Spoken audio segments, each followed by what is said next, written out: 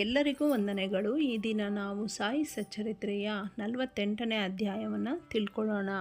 ಶೇವಡೆ ಅವರ ಭಕ್ತಿ ಸಪಟಣೇಕರ ದಂಪತಿಗಳಿಗೆ ಸಂತತಿ. ಒಬ್ಬರು ಹೇಮಾಡ ಪಂತರನ್ನು ಸಾಯಿಬಾಬಾ ಅವರು ಗುರುಗಳೋ ಅಥವಾ ಸದ್ಗುರುಗಳೋ ಎಂದು ಕೇಳಿದರು. ಇದನ್ನು ವಿವರಿಸಲು ಹೇಮಾಡ ಪಂತರು ಸದ್ಗುರುವಿನ ಲಕ್ಷಣಗಳನ್ನು ವರ್ಣಿಸಿರುತ್ತಾರೆ. ಸದ್ಗುರುವಿನ ಲಕ್ಷಣಗಳು: ಯಾರು ವೇದಗಳನ್ನು, ವೇದಾಂತಗಳನ್ನು ಮತ್ತು ಶಾಸ್ತ್ರಗಳನ್ನು ಬೋಧಿಸುತ್ತಲೂ, ಯಾರು ತಮ್ಮ ಉಸಿರನ್ನು ಹತೋಟಿಯಲ್ಲಿ ಇಟ್ಟುಕೊಂಡು ಬ್ರಹ್ಮನನ್ನು ಕುರಿತು ಉಪನ್ಯಾಸ ಮಾಡುತ್ತಲೂ, ಯಾರು ಮಂತ್ರಗಳನ್ನು ಶಿಷ್ಯರಿಗೆ ಬೋಧಿಸಿ ಅವುಗಳನ್ನು ಜಪಿಸಲು ಶಿಷ್ಯರಿಗೆ ಹೇಳಿ ಪ್ರತಿಫಲವನ್ನು ಹೊಂದಲು ನಿರ್ದಿಷ್ಟ ಕಾಲವನ್ನು ಸೂಚಿಸಲಾರರೋ, ಯಾರು ಆತ್ಮಜ್ಞಾನವನ್ನು ನೀಡಲಾರರೋ, ಯಾರು ಆತ್ಮಜ್ಞಾನವನ್ನು ಸ್ವತಃ ಸಂಪಾದನೆ ಮಾಡುವುದಿಲ್ಲವೋ ಅಂಥವರು ಸದ್ಗುರು ಎನಿಸುವುದಿಲ್ಲ. ಆದರೆ ಯಾರು ತಮ್ಮ ಉಪದೇಶಗಳಿಂದ ನಮ್ಮಲ್ಲಿರುವ ಐಹಿಕ ಭೋಗಗಳ ಚಪಲತೆಯನ್ನು ದೂರ ಮಾಡಬಲ್ಲರೋ, ಯಾರು ನಮಗೆ ಆತ್ಮಜ್ಞಾನದ ನೈಜ ಸ್ವರೂಪವನ್ನು ತೋರಿಸಬಲ್ಲರೋ, ಯಾರು ಆತ್ಮಜ್ಞಾನದ ಆಧ್ಯಾತ್ಮಿಕ ಮತ್ತು ಪ್ರಾಯೋಗಿಕ ವಿಧಾನಗಳಲ್ಲಿ ಪರಿಶ್ರಮ ಹೊಂದಿರುತ್ತಾರೆಯೋ ಅವರೇ ನಿಜವಾದ ಸದ್ಗುರುಗಳೆಂದು ನಾವು ಕರೆಯಬಹುದು. ತಾನೇ ಆತ್ಮಜ್ಞಾನವನ್ನು ಹೊಂದಿರದೇ ಇದ್ದವನು ಇತರರಿಗೆ ಏನು ದೊರಕಿಸಿಕೊಡಬಹುದು? ಸದ್ಗುರುವು ಕನಸಿನಲ್ಲಿಯೂ ಸಹ ತನ್ನ ಭಕ್ತರಿಂದ ಏನನ್ನೂ ಅಪೇಕ್ಷಿಸುವುದಿಲ್ಲ. ಅದಕ್ಕೆ ಬದಲಾಗಿ ಅವನು ಶಿಷ್ಯರ ಸೇವೆ ಮಾಡಲಿಚ್ಛಿಸುತ್ತಾನೆ. ತಾನು ಮೇಲು ಶಿಷ್ಯರು ಕೀಳೆಂದು ಅವನು ಭಾವಿಸಲಾರ. ತನ್ನ ಶಿಷ್ಯರನ್ನು ಸ್ವತಃ ಮಕ್ಕಳಂತೆ ಭಾವಿಸುತ್ತಾನೆ. ಸದ್ಗುರುವಿನ ಮುಖ್ಯ ಗುಣವೆಂದರೆ ಅವನು ಶಾಂತಿಯ ನಿವಾಸ. ಅವನು ಯಾವಾಗಲೂ ನಿಶ್ಚಲನಾಗಿರುತ್ತಾನೆ. ತಾನು ವಿದ್ವಾಂಸನೆಂಬ ಅಹಂಕಾರ ಅವನಿಗೆ ಇರುವುದಿಲ್ಲ. ಶ್ರೀಮಂತರಾಗಲಿ ಬಡವನಾಗಲಿ, ದೊಡ್ಡವರಾಗಲಿ ಚಿಕ್ಕವರಾಗಲಿ ಎಲ್ಲರೂ ಅವನ ದೃಷ್ಟಿಯಲ್ಲಿ ಒಂದೇ.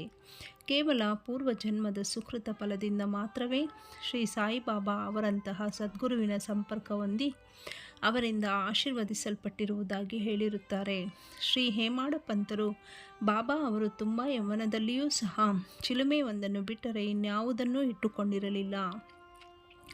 ಅವರಿಗೆ ಸಂಸಾರವಾಗಲಿ, ಸ್ನೇಹಿತರಾಗಲಿ, ಮನೆಯಾಗಲಿ ಯಾವ ಆಧಾರವೂ ಇರಲಿಲ್ಲ. 18ನೆಯ ವಯಸ್ಸಿನಲ್ಲಿಯೇ ಅವರು ತಮ್ಮ ಮನಸ್ಸನ್ನು ಹತೋಟಿಯಲ್ಲಿಟ್ಟುಕೊಂಡು ಅತೀತರಾಗಿದ್ದರು. ಯಾವಾಗಲೂ ನಿರ್ಭಯರಾಗಿ ಏಕಾಂತ ಸ್ಥಳದಲ್ಲಿ ಕುಳಿತು ಆತ್ಮದಲ್ಲಿ ತಲ್ಲೀನರಾಗಿರುತ್ತಿದ್ದರು. ಅವರು ಜೀವಿಸಿದ್ದಾಗ ಯಾವ ಥರದ ಅನುಭವಗಳಾದವೋ ಅದೇ ಥರದ ಅನುಭವ ಭಕ್ತರಿಗೆ ಈಗಲೂ ಆಗುತ್ತಿವೆ. ಭಕ್ತರ ನಿಷ್ಕಳಂಕ ಪ್ರೇಮವನ್ನು ಅರಿತು ಅವರ ಹಿತಕ್ಕೋಸ್ಕರ ಲೌಕಿಕದಲ್ಲಿ ಸಾಮಾನ್ಯ ಮನುಷ್ಯರಂತೆ ಬಾಬಾ ಅವರು ವರ್ತಿಸಿದರು.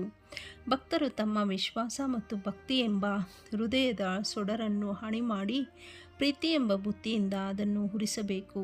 ಹೀಗೆ ಮಾಡಿದರೆ ಜ್ಞಾನವೆಂಬ ಜ್ವಾಲೆ ಬೆಳಗಿ ಪ್ರಕಾಶಮಾನವಾಗುತ್ತದೆ.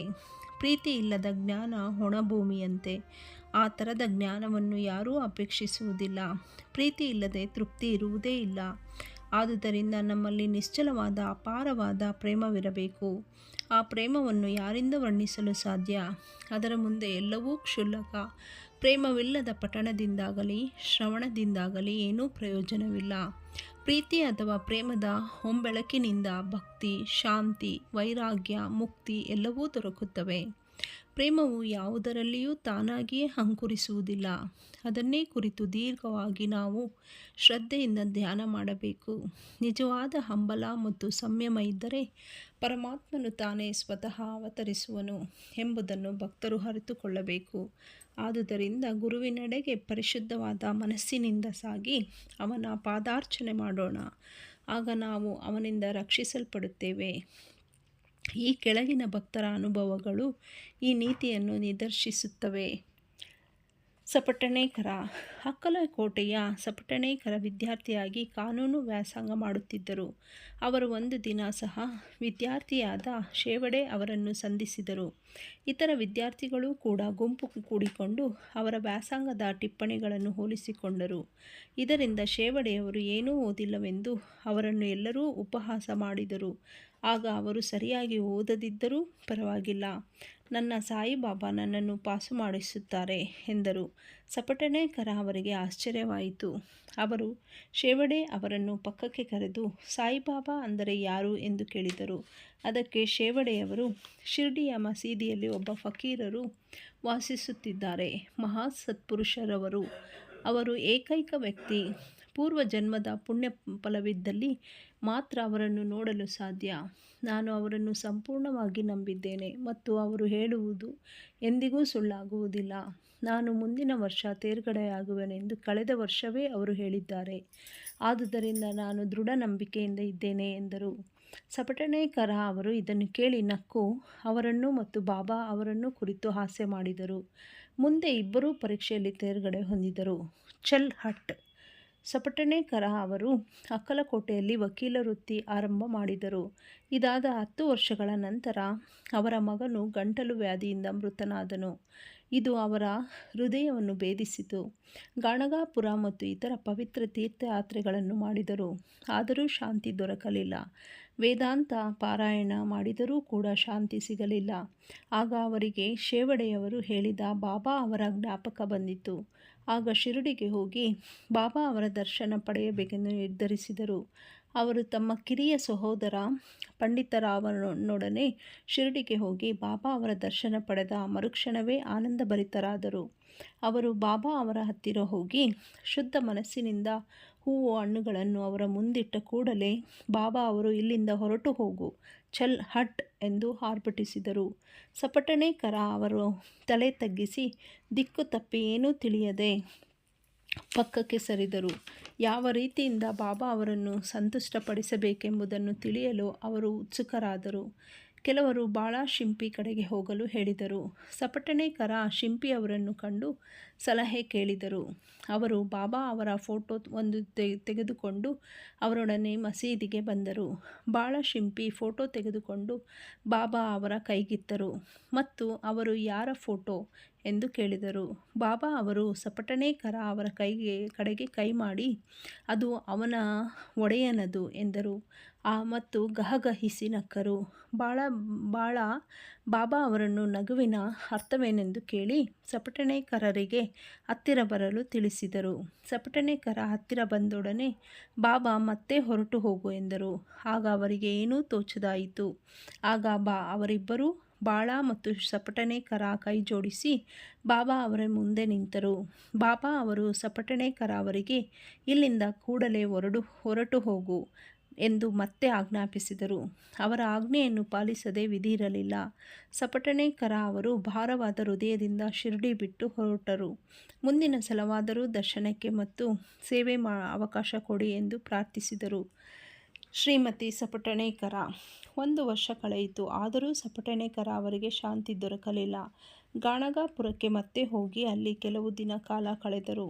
ಅನಂತರ ಜಳಗಾಂವಕ್ಕೆ ಹೋಗಿ ಕೊನೆಗೆ ಕಾಶಿಗೆ ಹೋಗುವುದೆಂದು ನಿರ್ಧರಿಸಿದರು.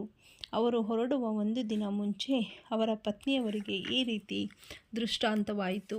ಕನಸಿನಲ್ಲಿ ಅವಳು ಬಾವಿಗೆ ನೀರು ತರಲು ಮಡಿಕೆಯೊಡನೆ ಹೋಗುತ್ತಿದ್ದಂತೆಯೂ ಮರದ ಕೆಳಗೆ ಕುಳಿತಿದ್ದ ಫಕೀರನೊಬ್ಬನು, ಮಗುವೆ, ಯಾಕೆ ಈ ವ್ಯರ್ಥ ಶ್ರಮ, ನಾನು ನೀರು ತಂದು ಕೊಡುವೆ ಎಂದು ಹೇಳಿದ ಹಾಗೆ ಕಂಡು ಅವಳು ಹೆದರಿ ಓಡಹತ್ತಿದಳು. ಫಕೀರನು ಅವಳನ್ನು ಹಿಂಬಾಲಿಸಿದನು. ಅಷ್ಟರಲ್ಲಿ ಕನಸು ಮುಗಿದು ಕಣ್ಣು ತೆರೆದು ನೋಡಿದಳು, ಯಾರೂ ಇರಲಿಲ್ಲ. ಇದನ್ನು ಪತಿಗೆ ಹೇಳಿದಳು. ಅವರು ಇದು ಶುಭ ಶಕುನವೆಂದು ಮನಗೊಂಡು ಶಿರಡಿಗೆ ಹೋಗಲು ನಿರ್ಧರಿಸಿದರು. ಶಿರಡಿ ತಲುಪಿ ಮಸೀದಿಗೆ ಹೋದಾಗ ಬಾಬಾ ಅವರು ಅಲ್ಲಿ ಇರಲಿಲ್ಲ. ಅವರು ಲೆಂಡಿ ತೋಟಕ್ಕೆ ಹೋಗಿದ್ದರು. ಅವರು ಮಸೀದಿಗೆ ಬರುವ ತನಕ ಕಾಯುತ್ತಾ ಕುಳಿತರು. ಶ್ರೀಮತಿಯವರು ಬಾಬಾ ಅವರನ್ನು ನೋಡಿ ತಾವು ಕನಸಿನಲ್ಲಿ ಕಂಡ ಫಕೀರನಂತೆಯೇ ಅವರು ಇದ್ದುದನ್ನು ಕಂಡು ಭಕ್ತಿಪೂರ್ವಕವಾಗಿ ಅವರಿಗೆ ನಮಸ್ಕರಿಸಿದಳು ಮತ್ತು ಅವಳ ಭಕ್ತಿಗೆ ಮನಸೋತ ಬಾಬಾ ಅಲ್ಲಿದ್ದ ಬೇರೆ ಭಕ್ತರಿಗೆ ತಮ್ಮದೇ ಆದ ಒಂದು ರೀತಿಯಲ್ಲಿ ಕತೆ ಹೇಳತೊಡಗಿದರು.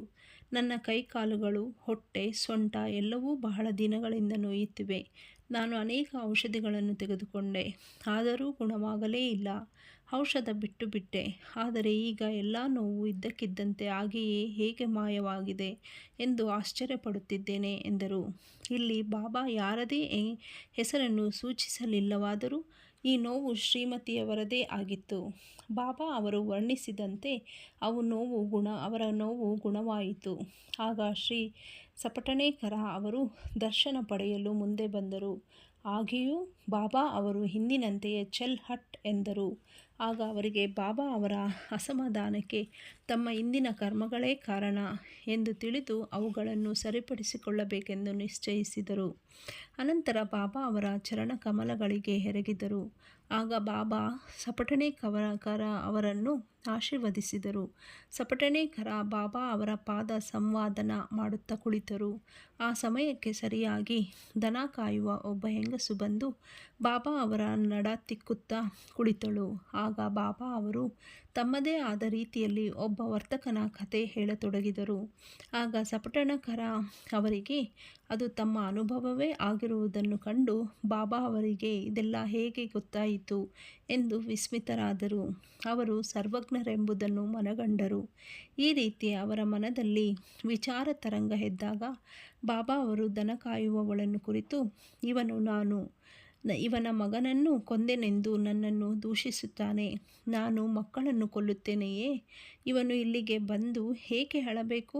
ಈಗ ನೋಡು, ನಾನು ಅದೇ ಮಗುವನ್ನು ಅವನ ಪತ್ನಿಯ ಗರ್ಭದಲ್ಲಿ ಇಡುವೆನು ಎಂದು ಹೇಳಿ ಅವನ ತಲೆಯ ಮೇಲೆ ಕೈಯಿಟ್ಟು ಸಮಾಧಾನಪಡಿಸಿ, ಈಗ ನಿನ್ನ ಚಿಂತೆ ದೂರವಾಯಿತು. ನನ್ನಲ್ಲಿ ಅಚಲವಾದ ನಂಬಿಕೆ ಇಡು, ನಿನ್ನ ಅಭಿಷ್ಟ ಈಡೇರುತ್ತದೆ ಎಂದರು. ಸಪಟಣೇಕರ ಅವರ ಮನಸ್ಸು ಕರಗಿ ಕಂಬನಿಯಿಂದ ಬಾಬಾ ಅವರ ಪಾದಗಳನ್ನು ತೊಳೆದರು. ಅನಂತರ ಅವರು ನೈವೇದ್ಯವನ್ನು ತಯಾರಿಸಿ ಪೂಜಾ ಸಾಮಗ್ರಿಗಳೊಡನೆ ಪತ್ನಿ ಸಮೇತರಾಗಿ ಮಸೀದಿಗೆ ಬಂದು ಬಾಬಾ ಅವರಿಗೆ ಪೂಜೆ ಸಲ್ಲಿಸಿ ನೈವೇದ್ಯ ಅರ್ಪಿಸಿ ಪ್ರಸಾದ ಸ್ವೀಕರಿಸಿದರು. ನಂತರ ಪ್ರತಿದಿನ ಇದೇ ರೀತಿ ಪೂಜಿಸಹತ್ತಿದರು. ಒಂದು ದಿನ ಮಸೀದಿಯಲ್ಲಿ ಬಹಳ ಜನಸಂದಣಿ ಇತ್ತು.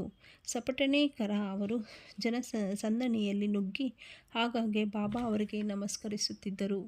ಇದನ್ನು ನೋಡಿ ಸಪಟಣೇಕರ ಅವರಿಗೆ, ಯಾಕೆ ಬಹಳ ನಮಸ್ಕರಿಸುತ್ತಿರುವಿ? ಪ್ರೀತಿ ಮತ್ತು ಭಕ್ತಿಯಿಂದ ಒಂದು ನಮಸ್ಕಾರವೇ ಸಾಕು ಎಂದರು.